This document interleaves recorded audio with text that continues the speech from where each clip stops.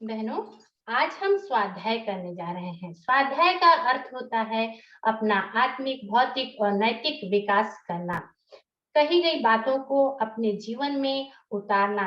स्वाध्याय महान पुरुषों, संतों का पुस्तकों का अध्ययन करना चाहिए। उनकी पुस्तकों में जो उनके विचार रहते हैं, उनकी भावनाएं रहती हैं, उनकी संकल्पनाएं रहती हैं, उन्हें हमें अपने जीवन में उतार कर और समाज को प्रकाशित करना चाहिए, प्रकाश फैलाना चाहिए। इसी संदर्भ में माता जी अपनी अमृतवाणी में कहती हैं, अखंड ज्योति की पत्रिका है, मार्च 2023। उन्होंने कहा है, समय की पुकार सुने। इसमें उन्होंने बताया है कि सच्चा अध्यात्म क्या होता है। अध्यात्म का अभिप्राय यह नहीं कि हम अध्यात्म को सिर्फ मुंह से बोलें। अध्यात्म का सही अर्थ उन्होंने बताया है कि अध्यात्म को हम अपने अंतःकरण में उतारें, कही गई बातों को अपने जीवन में उतारें। इसी संदर्भ में उन्होंने एक उदाहरण दिया है कि जब गुरु द्रोणाचार्य अपने शिष्यों से ये प्रश्न किया, जो इस अध्याय का फर्स्ट टॉपिक है, सदा सत्य बोले, तो दुर्योधन जो है जल्दी से उत्तर आकर के दे दिया। और जब द्रोणाचार्य ने बुलाया युधिष्ठिर को, तो युधिष्ठिर ने कहा, गुरुदेव, मुझे इसका उत्तर देने लायक बनने के लिए समय लगेगा। उन्हें ऐसा क्यों कहा? क्योंकि ये तो 3 शब्द का है, सदा सत्य बोले। लेकिन युधिष्ठिर क्या बनना चाहता था? रटना नहीं चाहता था। वह जीभ से तोते की समान रटना नहीं, बल्कि अपने गुरु के आदेशों को अपने जीवन में उतारना चाहता था। तभी तो वो कुरुक्षेत्र की जो युद्ध हुई, उसमें उसकी जीत हुई और दुर्योधन हार गया। तो कहने का मतलब यह है कि हम अध्यात्म को अपने अंतःकरण में बसा लें। माता जी कहती हैं कि जो अपने अंतःकरण में बसा लिया, उसका तो समझो कि उसके पूरे शरीर में समा गया, और शरीर में समा गया तो फिर उसका क्या? उसका तो कायाकल्प हो गया, उसका रूप ही बदल गया, उसका लाइफ स्टाइल ही बन गया, जीवन जीने की शैली बदल गई, रहन सहन बदल गया। जैसे स्वाति की बूंद की स्वाद रसा स्वादन करने के लिए चातक पक्षी साल भर से इंतजार करती है कि मैं स्वाति नक्षत्र में वर्षा की बूंद को पा करके तृप्त हो जाऊंगा, उसी प्रकार अध्यात्म भी है। अध्यात्म को यदि हम उसका रसास्वादन कर लिए, तो फिर तो हमारा कहना क्या, पुराने जो भी आचार है, विचार हैं, जो भी लाइफ स्टाइल है, वो बदल जाता है और हम एक गुरु के शिष्य या जिनका भी अनुसरण कर रहे हैं, उनके समान बनने लगते हैं। फिर हमें क्या, हमको ये नहीं, जैसे हमारे परम पूज्य गुरुदेव युग ऋषि पंडित श्री राम शर्मा आचार्य जी ने अपने गुरु के आदेशों का पालन किया, उनकी बातों को अपने अंतःकरण में उतारा और समाज के लिए और राष्ट्र के लिए इतने कार्य करके उन्होंने चले गए। और आज भी उनकी विचार, उनका गायत्री परिवार इतना बड़ा मिशन खड़ा हुआ है, और यहाँ इतने सारे लोग उनके ज्ञान से प्रकाशित हो रहे हैं, अपने जीवन का उद्धार कर रहे हैं। तो अध्यात्म ऐसी वैसी बात नहीं है कि हम मुंह से बोल दिए, रट लिए और अध्यात्म के रास्ते पे हम चल रहे हैं।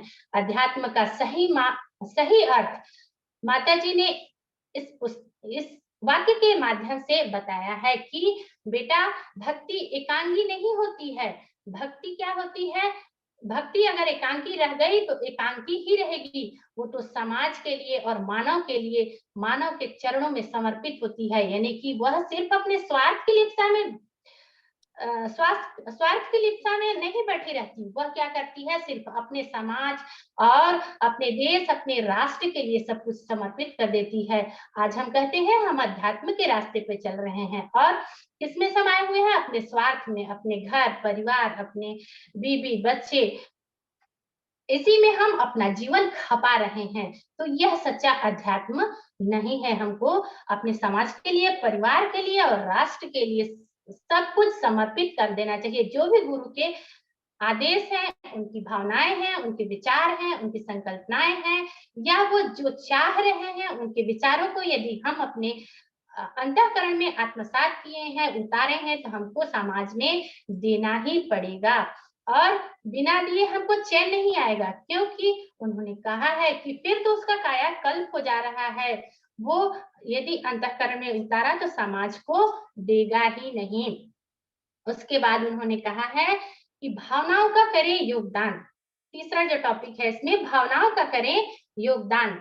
वो कहते हैं बेटा, अपनी आपकी भावना चाहिए, आपकी श्रद्धा चाहिए, आपकी निष्ठा चाहिए, और आइए तो हमारे मिशन के योगदान में आप अपना सहयोग दीजिए। ऐसा सहयोग जैसा कि शिवाजी ने दिया था। किसको दिया था? नहीं, समर्थ गुरु रामदास ने शिवाजी को दिया था कि चल ये कटारी पकड़ और रण में चल, पीछे हट मत। वैसे ही जैसे कि विवेकानंद को रामकृष्ण परमहंस ने अपनी ज्ञान की बातें बताई और बेटा बोले कि बेटा तुम इन बातों को विश्व में, पूरे विश्व में बो दो, फैला दो। और उन्होंने वैसा ही किया जैसे कि उनके गुरु के आदेश थे। बहनों, हमको भी अपने गुरु के आदेशों पर खरा उतरना है। यदि हम अपने गुरु के परम शिष्य हैं, उनके उनके शिष्य हैं, तो उनके विचारों को अपने जीवन में उतारना पड़ेगा और समाज में बोना पड़ेगा, जैसे कि विवेकानंद ने किया था। जैसे चाणक्य के कहने पे चंद्रगुप्त से कहा था, और कृष्ण ने अर्जुन से कहा था। जब कृष्ण अर्जुन को बोलते हैं कि बैठा क्यों है, चला तो तीर, अपने किसके लिए? समाज के लिए, स्वार्थ के लिए नहीं। अर्जुन कहते हैं इससे मिलेगा क्या मुझे, अपनों को मार के मुझे क्या मिलेगा? तो वो कहते हैं मिलेगा कुछ नहीं, वस्तु कुछ नहीं मिलेगी, अपने इतिहास के पन्नों पे तुम्हारा नाम अमर हो जाएगा कि असत्य की जगह सत्य की विजय हुई। और तुम डरते क्यों हो? मैं तुम्हारे साथ खड़ा हूँ, हारने वाली तो कोई बात ही नहीं है। जब युग ऋषि पंडित राम शर्मा आचार्य जी हमारे साथ खड़े हैं, हमको यह सोचना चाहिए, तो फिर डरने की बात क्या है, फिर हारने की बात क्या है? हमें तो जीत अवश्य ही मिलेगी, ये तो असंभव है ही नहीं। अब तीसरी टॉपिक आती है, वस्तुएं आती जाती हैं।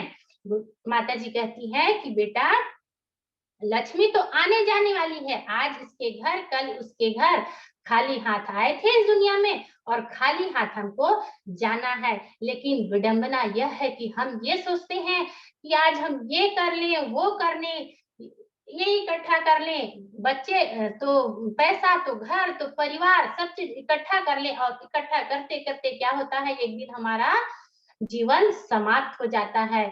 लेकिन उनका कहना है कि बेटा ये तुम्हारा शरीर जो मिला है इतना मूल्यवान है, भगवान ने ऐसे नहीं भेजा है। पहनना, खाना तो 2 रोटी है, पहनना 1 धोती है। फिर आप इस सब के चक्कर में क्यों पड़े हैं? वे तो वैसे ही पैदा हो सकती है।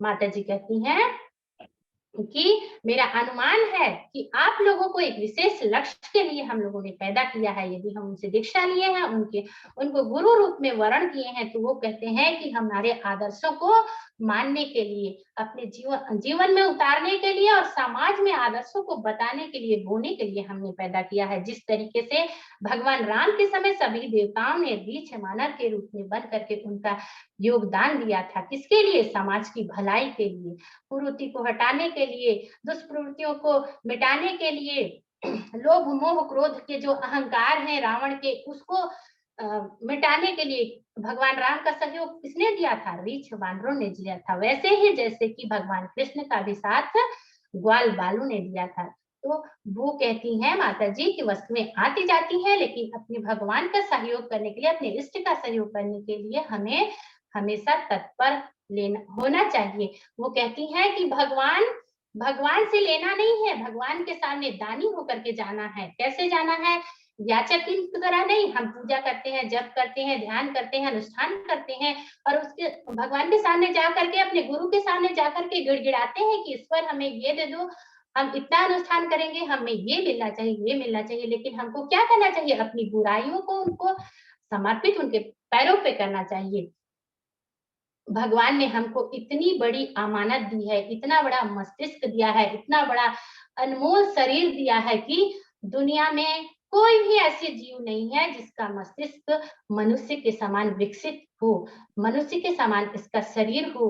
और लाखों करोड़ों का शरीर होने के बाद हम कहते हैं, मस्तिष्क इतना बुद्धिमान होने के बाद भी हम कहते हैं कि हमें भगवान ये दे दो, हमें वो दे दो। लेकिन हमको ये देखना चाहिए कि ईश्वर ने हमें इतना अच्छा मस्तिष्क शरीर दिया है, समाज में औरों को तो ऐसा नहीं मिला है, दूसरे जीव जंतुओं को तो नहीं मिला है, तो हम क्यों मांगते फिरे? हम भगवान को क्या करें? अपने पुरुषार्थ को देना चाहिए, उनको दान करना चाहिए, अपने समय का, अपने अंश का, अपने भगवान को समर्पित करना चाहिए, उनके कार्यों के निमित्त योगदान देना चाहिए।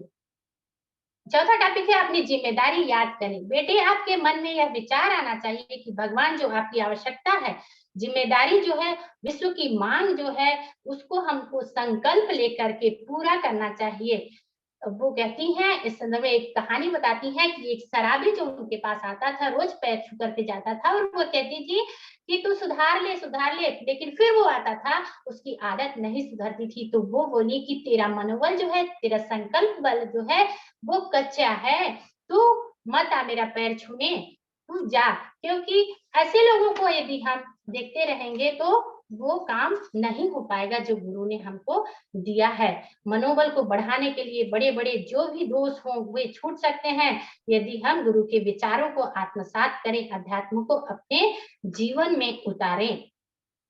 वो कहती हैं, चौथा टॉपिक है समय का करें सदुपयोग, अपनी जिम्मेदारी को राष्ट्र के लिए समर्पित करें। वो कहती है समाज में इतनी आग फैली हुई है, आग किस चीज की फैली हुई है? विषमता की, दुष्प्रवृत्ति की, मूढ़ मान्यताओं की। उस आग को मिटाने के लिए आज राष्ट्र आंखें बिछाकर देख रही है, तरस रही है। इस आग को बुझाने के लिए ऐसी कोई मिशन है क्या? ऐसी कोई संस्था है क्या जो इन दुष्प्रवृत्तियों को मिटाने के लिए पानी का काम करे और बुझाने का काम करे? आग में घी डालने का काम तो हर कोई कर सकता है। वो कहती हैं कि यदि धधकती हुई जो ज्वाला है, दुष्प्रवृत्तियों की जो विडंबनाएं हैं समाज में आप पर्याप्त रूप से फैली हुई हैं, उसमें और उसको बढ़ाने में हर कोई सहयोग कर रहा है। लेकिन माता जी कहती हैं कि बेटा, हमको उसके लिए नहीं आपको पैदा किया है, इसलिए हम अपने गुणों को, अपने विचारों को आपको दिया नहीं है कि आप समाज में जो आग फैली हुई है उसमें घी डालने का काम काम करे, बल्कि उसमें पानी डालने का काम करे, ताकि पानी की लौ बुझे। लोगों को दुनिया में जो लोग आज त्राहिमाम कर रहे हैं, उनकी क्या हो, ठंडी ठंडी उनको शीतल छाया मिले। किससे मिले? गुरु जी के विचारों से, उनके पुस्तकों से। उनको जा करके बेटे उनको दो तो हम धन्य हो जाएंगे। वह कहकर कहती है कि मिशन जो देखा नहीं है, इतने बड़े गुरु जी, इतने बड़े ऋषि, इतने बड़े संत, इतने बड़े महात्मा, उच्च कोटि के विचार, उनकी क्रिया को वो चले भी जाए, उनके विचारों को पूरी दुनिया याद करेगी। कहते हैं कि बेटा, तुम हम जिंदा रहेंगे तब तक आओगे। तो बेटे, आज तो हम आपको दिखाई पड़ रहे हैं, लेकिन अगली बार आओगे तो दिखाई नहीं दोगे। वो कहती हैं, लेकिन दिखाई नहीं देंगे तो हम सूक्ष्म शरीर में उससे भी हजारों गुना कार्य करेंगे, मात्र शरीर भर से नहीं है। हमको पैर नहीं भी छुओगे तो चलेगा। 36 बार वो कहती हैं कि हमको सुबह शाम 36 बार पैर नहीं पड़ोगे तो भी चलेगा, लेकिन हमारे विचारों को, हमारी भावनाओं को सूक्ष्म रूप से जो हम आपको प्रेरित कर रहे हैं, सिर्फ आपको करना है तो उसको करना ही पड़ेगा। उसके बाद वो कहती हैं कि युग संधि पुरुष चरण, तो उसमें कहा है कि गुरुजी, माता जी कहती हैं कि ये मत सोचना कि गुरुजी नहीं है, माता जी नहीं है। आप इस विशाल कार्य को देखें, विराट रूप को देखें, हम कहाँ नहीं है, बिल्कुल है। आगे भी ऐसा शांति कुंज रहेगा और पीछे भी ऐसा शांति कुंज रहेगा। पहले भी जैसा था वैसा आज भी रहेगा। आज भी वहाँ करोड़ों लोग आ रहे हैं। उस समय जिस समय माता जी और गुरु जी थे, उस समय भी व्यक्ति जाते थे, तो उनके विचार, उनकी संकल्पनाएं आज भी जीवित है। वो नई भी है तो सूक्ष्म रूप से वो सजल श्रद्धा और प्रखर प्रज्ञा के बाद अभी भी उनका विद्यमान है। और उसी प्रकार वो कहती है कि हमें भीतर से स्वीकारना होगा। किसको स्वीकारना होगा? अध्यात्म को स्वीकारना होगा। और यदि आप अध्यात्म को स्वीकार लोगे तो हम आपके पांव छुएंगे, आपको हमारे पांव छूने की जरूरत नहीं है।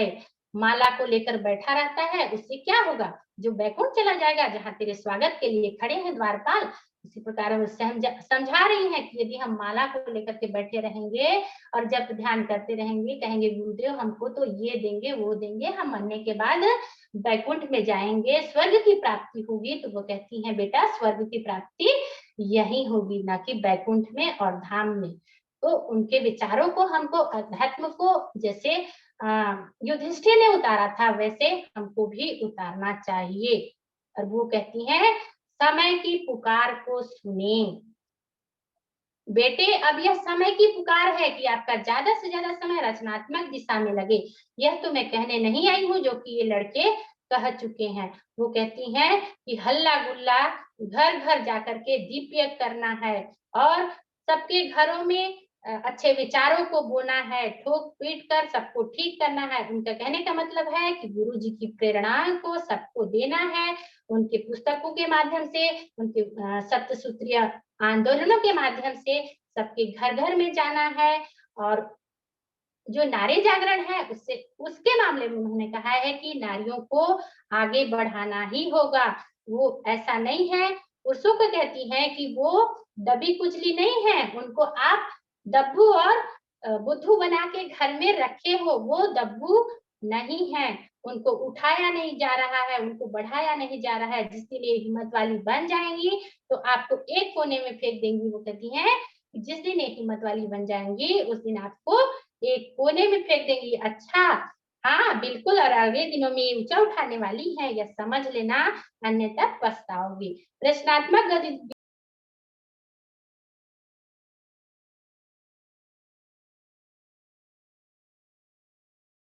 माता जी उतने वर्ष पहले कह चुकी हैं, लेकिन आज हमें प्रत्यक्ष रूप से दिख रहा है कि हमारी बहनें कितना गुरु जी के विचारों को घर घर फैला रही हैं, उनको पहुंचा रही हैं, उनके आंदोलनों को, उनके क्रियाकलापों को, और अपने जीवन को धन्य पा रही हैं, धन्य कर पा रही हैं। जैसे स्वाति की नक्षत्र को पी करके चातक का, चातक का पौधा, अरे चातक पक्षी अपने आप को धन्य कर लेती है, रसाभोर कर लेती है, वैसे ही हमें भी करना चाहिए। और गुरु जी के जो दीप प्रज्वलित हो रहे हैं उनको हमको आगे भी जलाए रखना चाहिए। वो जला कैसे पाएंगे? जब हम अपना आत्म परिष्कार करेंगे, जब हम अपने आप को निखारेंगे, उनके विचारों से ओत प्रोत होंगे।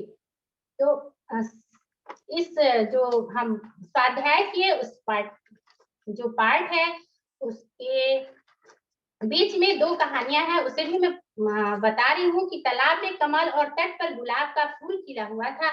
गुलाब अकड़कर बोला, कमल जी आप दिखने में तो इतने विशालकाय हो, पर सुगंध इतनी कम क्यों देते हैं? मुझे देखिए, मेरा शरीर इतना विशालकाय भी नहीं है, पर मेरी सुगंध तो दूर दूर तक फैलती है। कमल बोला, भाई गुलाब आप सुगंध बिखेरते हो और मैं सौंदर्य, हम दोनों मिलकर जो जो जो काम कर सकते हैं वो अकेले नहीं किया जा सकता है। जीवन में इसके माध्यम से बताया गया है कि जीवन में उन्नति सहयोग और सहकार से ही संभव है, एकाकी से कभी जीवन में उन्नति संभव नहीं है। और ये कहानी गई है, जोरों की आंधी आई, आंधी के साथ धरती पर पड़ी धूल उड़कर आसमान तक जा पहुंची। इस उपलब्धि पर इतराते हुए धूल बोली, भला मेरे समान कोई इस दुनिया में ऊंचा है? जल थल नभ के साथ दसों दिशाओं में मैं ही तो व्याप्त हूँ। बादल ने धूल की गर्वंती सुनी तो फट पड़ा, और बादल फटते ही वर्षा के साथ धूल धरती पर जा गिरी। और धरती ने उससे पूछा, रेणुके तुमने अपनी यात्रा से क्या सीखा? धूल बोली, माँ मैंने सीखा कि उन्नति पाकर कभी किसी को अहंकार नहीं करना चाहिए, अहंकारी का पतन निश्चित होता है। तो जिस प्रकार धूल के कण से हमें ये बताया जा रहा है कि वो अपने माँ से छूट करके जब हवा के साथ आसमान में गई, तो सोचे कि नभ जल थल सभी जगह तो मैं ही व्याप्त हूँ, मेरे से बड़ा कौन है? लेकिन उसके अहंकार को सुन करके बादल जब फट गया, और फट गया तो धूल क्या हुई, अपनी माँ के पास नीचे आ गिर पड़ी। तो धरती माँ बोलती है कि रेणुके तुम्हें इस यात्रा से क्या प्राप्त हुआ? तो वो कहती है, धूल माँ मुझे इस यात्रा से यह सीख मिली कि हम जीवन में कितना भी उन्नति कर ले, लेकिन हमको अहंकार नहीं करना चाहिए, अहंकारी का पतन जरूर होता है। इसमें एक कहानी और है। अकबर के दरबार में एक विचित्र समस्या प्रस्तुत हुई। 3 सैनिकों के बीच झगड़ा हो गया। एक का कहना था कि सबसे बड़ा रक्षक भगवान है, दूसरा का कहना था कि जिसके सहायक और लोग हों भगवान उन्हीं की रक्षा करते हैं, और तीसरे का कहना था कि जो अपनी रक्षा आप करता है भगवान उसी की रक्षा करते हैं। अकबर ने बीरबल से यह समस्या सुलझाने को कहा, तो बीरबल ने उचित अवसर पर उत्तर देने का वायदा किया। कुछ समय पश्चात दक्षिण में लड़ाई छिड़ गई। बीरबल ने तीनों सैनिकों को युद्ध पर भेजा, जिसको यह विश्वास था कि कोई परिश्रम आवश्यक नहीं है और भगवान स्वयं ही रक्षा कर लेंगे, उसे निशस्त्र, दूसरे जो सहयोग पर विश्वास रखता था उसके साथ एक सशस्त्र सैनिक, और तीसरा जो अपने परिश्रम से परमात्मा की सहायता पर विश्वास रखता था उसे शस्त्र सहित भेजा। पहला मृत्यु को प्राप्त हुआ, दूसरा बंदी बना लिया गया और तीसरा अंत तक लड़ा तथा विजयी बन वापस लौटा। विजय की खुशी में एक खुशी इस उत्तर को भी जोड़ी गई कि अपनी रक्षा जो करता है, अपने धर्म की रक्षा करता है, उसका रक्षा स्वयं भगवान करते हैं। और युग ऋषि ने भी बताया है कि जो अपनी सहायता करता है भगवान उसकी भी सहायता करते हैं। अब मेरी बात समाप्त हुई। इस पाठ का सार यही है कि हम अपने जीवन में अध्यात्म को रटे नहीं बल्कि हृदय में उतारें, अपने आचरण में उतारें, अपने जीवन में उतारें, तो कोई भी ऐसी ताकत नहीं है जो हमें रोक सकती है अध्यात्म को समाज में बोने के लिए, अपने गुरु के विचारों को फैलाने के लिए और अपने गुरु की संकल्पनाओं को पूरा करने के लिए। धन्यवाद दीदी, प्रणाम। बहुत सुंदर उमा दीदी, बहुत शानदार, बहुत बहुत धन्यवाद, बहुत बहुत बधाई। और अब इसके पश्चात चूंकि हमारी श्वेता बहन जुड़ी और नेट की समस्या आज चल रही है, उस कारण से डिस्कनेक्ट हो गई थी, पुनः जुड़ गई है। मैं निवेदन करती हूँ समय सीमा का ध्यान रखते हुए आप जुड़े पुनः, और स्वाध्याय के क्रम में श्वेता दीदी अपनी बात पुनः रखेंगे। आइए, स्वागत है। सबसे पहले मैं क्षमा प्रार्थी हूँ, मेरे कारणवश इस कार्यक्रम में बाधा उत्पन्न हुई, इसलिए